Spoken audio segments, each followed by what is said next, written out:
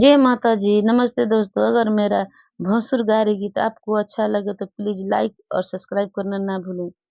ए जी भसुर जी के मुछिया कमाल कई बाई जी भसुर जी के मुछिया कमा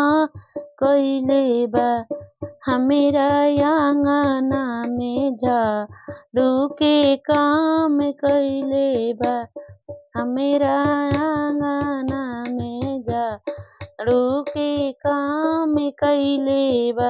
ए जी भसुर जी के मुछिया कमाल कइले बा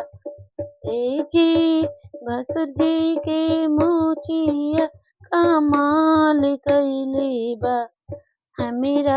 आंगना में झाड़ू के काम कइले बा हमेरा आंगना में झाड़ू के काम कइले बा ए जी भसुर जी के गोलिया कमार कइले बा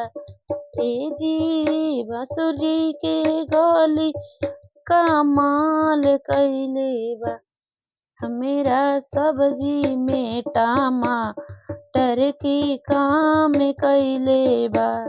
हमेरा सब्जी में टमाटर के काम कइले बा ए जी भसुर जी के बहिनी कमाल करली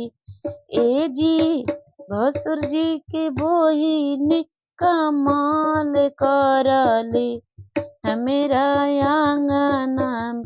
भैया के साथे डांस करली हमेरा आंगना में भैया साथे डांस करली जी भसुर जी के मुछिया कमाल कइले बा ए जी भसुर के मुछिया कमाल कइले बा हमेरा माड़वा में झाड़ू के काम कइले बा हमेरा माड़वा में झाड़ू के काम कइले